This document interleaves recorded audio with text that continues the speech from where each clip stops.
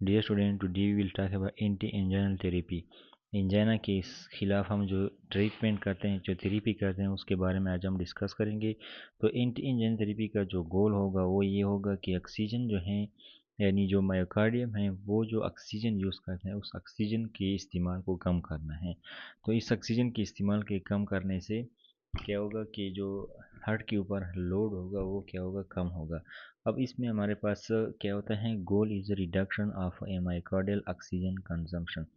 अब MVO2 जो है माइकार्डियल वॉल्यूम ऑक्सीजन कंजम्पशन है।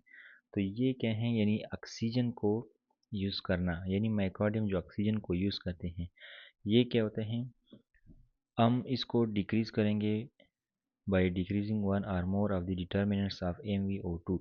अब MVO2 जो है, इसमें कुछ डिटर्मिनेंट्स होते हैं, कंपोनेंट्स होते हैं, जिनमें EDV हैं, इन डायस्टोलिक वॉल्यूम है, end diastolic volume, blood pressure भी है, हार्ट रेट है और कंट्रैक्टिलिटी भी है।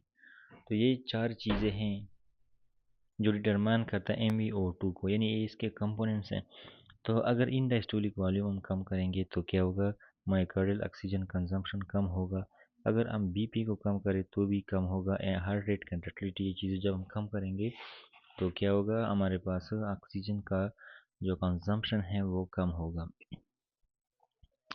अब यहाँ पे कुछ कंपोनेंट्स हैं और कुछ ड्रग्स के यूजेस हैं, इफ़ेक्ट्स हैं। Nitrates, beta blocker, nitrates plus beta blocker. तो होगा क्या, अगर इन डायस्टोलिक वॉल्यूम की बात करें तो नाइट्रेट्स क्या करता है, इन डायस्टोलिक वॉल्यूम को डिक्रीज करता है। बीटा ब्लॉकर जो है ये no effect or increase the end diastolic volume, no effect or decrease the end diastolic volume, ठीक है। तो ओवरऑल नाइट्रेट जो है डिक्रीज करते हैं। तो अगर हम नाइट्रेट और बीटा ब्लॉकर को हम यूज़ करेंगे तो ओवरऑल इफेक्ट क्या होगा, इन डायस्टोलिक वॉल्यूम डिक्रीज होगा। ब्लड प्रेशर, नाइट्रेट जो है ब्लड प्रेशर को क्या करते हैं, डिक्रीज करते हैं। बीटा ब्लॉकर जो है ब्लड प्रेशर को डिक्रीज करता है। और जो है ओवरऑल बोथ जब कंबाइन करते हैं तो भी क्या होता है, ब्लड प्रेशर डिक्रीज होता है। कंट्रैक्टिलिटी, नाइट्रेट जो होते हैं कंट्रैक्टिलिटी को जो है इंक्रीज करते हैं। और वो इस तरह होता है कि जब नाइट्रेट्स हम यूज़ करते हैं तो फिर क्या होता है, वेनस रिटर्न डिक्रीज होता है, इन डायस्टोलिक वॉल्यूम जो होते हैं वो कम होता है। तो हार्ट क्या करता है, is a compensation, for the compensation heart rate and contractility increase हो जाती है। तो हार्ट रेट और कंट्रैक्टिलिटी बोथ जो है इंक्रीज होते हैं। This is called as a reflex response, यानी इसके रिफ्लेक्स में क्या होता है, रिस्पांस होता है। तो कंट्रैक्टिलिटी और heart rate both increase to compensate for the decrease blood supply to the organ।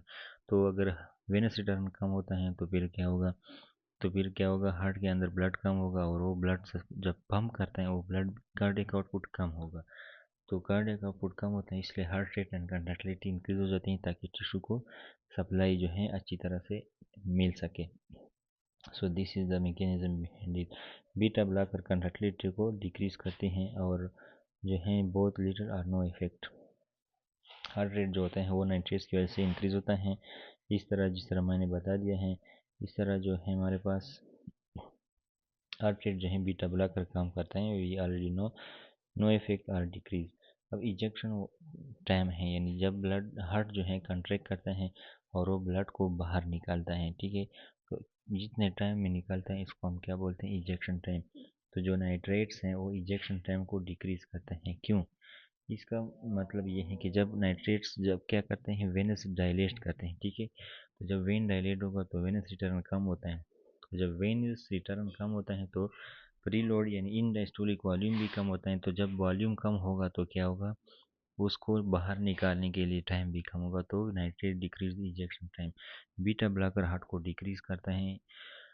तो हार्ट की एक्टिविटी जब डिक्रीज होगी तो it will take more time and little or no effect by the both. MVO2 जो है, यानी myocardial जो volume oxygen consumption है वो क्या करते हैं, नाइट्रेट्स इसको क्या करते हैं, डिक्रीज करते हैं। How, by decreasing the end diastolic volume, ठीक है। जो बीटा ब्लॉकर हैं वो क्या करते हैं, हार्ट रेट को कम करता है। तो इस वजह से क्या करता है, बीटा ब्लॉकर जो है हार्ट रेट को कम करता है। तो इस वजह से फिर क्या होगा, कंट्रैक्टिलिटी को भी मतलब है कि यहाँ का कि हार्ट के ऊपर जो ऑक्सीजन का प्रेशर है वो कम होगा। एंड बोथ जो है decreases this. So verapamil is similar to the beta blocker in the effect.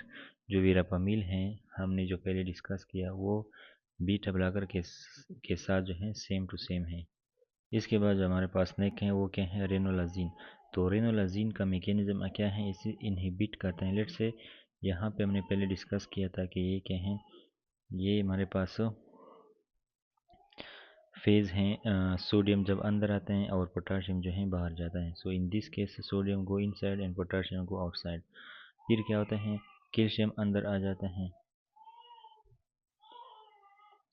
And then potassium go outside. So this is a normal phase.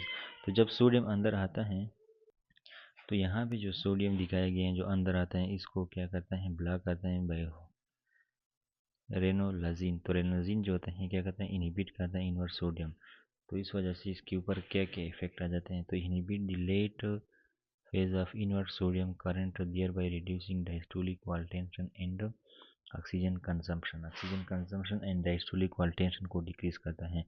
और ये क्या करता है, does not effect heart rate या blood pressure. ये heart rate या blood pressure के ऊपर इफेक्ट नहीं करता। क्लिनिकल यूज क्या है, रिफ्रैक्टरी एंजाइना है। अगर ऐसे एंजाइना है जो अदर ड्रग्स को जो है इस इफेक्ट जो रिस्पांस है वो नहीं देता, तो इसमें हम क्या करते हैं, रेनोलाजीन यूज़ करते हैं। इसके एडवर्स इफेक्ट में हमारे पास कॉन्स्टिपेशन है, डिजीनेस है, हेडेक है और नाजिया है। So this is the रेनोलाजीन।